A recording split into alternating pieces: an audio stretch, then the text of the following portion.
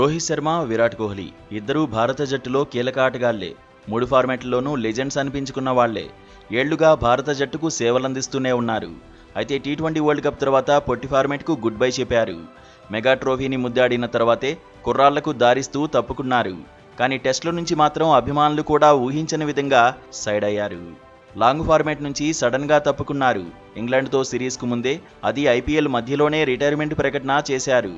ముందుగా టెస్టులకు రోహిత్ వీడ్కోలు చెబితే ఆ తర్వాత 5 రోజులకే కోహ్లీ కూడా టాటా బై బై అన్నాడు. ఇద్దరూ టెస్టుల నుంచి తప్పుకుని నెలలు గడుస్తున్నా దీనికి సంబంధించిన డిబేట్ మాత్రం ఆగడం లేదు. సీనియర్లు వాళ్లంతట వాళ్లుగా తప్పుకోలేదని, ఇద్దరూ సైడ్ అవడం వెనకాల బోర్డు పాలిటిక్స్ ఉన్నాయనే వాదన వినిపిస్తూనే ఉంది. ఈ మ్యాటర్లో chief selector Ajit Agarkar, Team India head coach Gautam Gambhir పైన విమర్శలు వస్తూనే ఉన్నాయి. ఇద్దరిని కావాలనే పంపించారని, ఓ రకంగా చెప్పాలంటే కోహ్లీ, రోహిత్ను అవమానించారని అభిమానులు ఇంకా ఫీల్ అవుతూనే ఉన్నారు. ఇదే అంశంపై మాజీ క్రికెటర్ కర్సన్ ఘౌరీ కూడా స్పందించాడు. బీసీసీఐ ఒత్తిడే సీనియర్లను రిటైర్ అయ్యేలా చేసిందన్నాడు.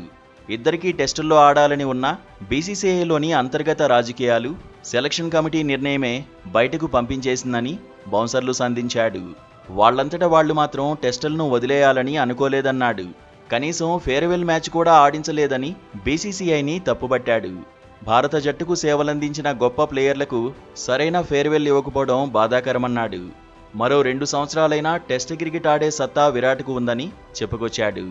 నిజానికి కోహ్లీ, రోహిత్ ఇద్దరూ ఇంగ్లాండ్తో టెస్ట్ సిరీస్ ఆడాలనుకున్నారు. అందుకు తగినట్టే ప్లాన్ చేసుకున్నారు. కానీ ఆ తర్వాత ఏం జరిగిందో గానీ సోషల్ మీడియాలో రిటైర్మెంట్ ప్రకటనను వదిలారు. ఇక వైట్ బాల్ ఫార్మాట్లోనే కాకుండా రెడ్ బాల్ క్రికెట్లోనూ ఇద్దరూ అద్భుతాలు చేశారు. ఇద్దరి కెప్టెన్సీలోనూ భారత జట్టు వరల్డ్ టెస్ట్ ఛాంపియన్షిప్ ఫైనల్ ఆడింది. మోస్ట్ సక్సెస్ఫుల్ టెస్ట్ కెప్టెన్గా కోహ్లీ పేరు తెచ్చుకున్నాడు. 40 మ్యాచ్ల్లో భారత్కు విజయాలను అందించాడు. భారత జట్టును నెంబర్ 1గా నిలబెట్టాడు. ఆ తర్వాత కోహ్లీ వారసుడిగా రోహిత్ కూడా టెస్టు జట్టును అద్భుతంగానే నడిపించాడు. కాకపోతే స్వదేశంలో న్యూజిలాండ్ చేతిలో ఓడిపోవడం, ఆ తర్వాత ఆస్ట్రేలియా టూర్లో విఫలమవడం మైనస్ అయింది. ఇద్దరిపై ఒత్తిడి పెరిగేలా చేసింది.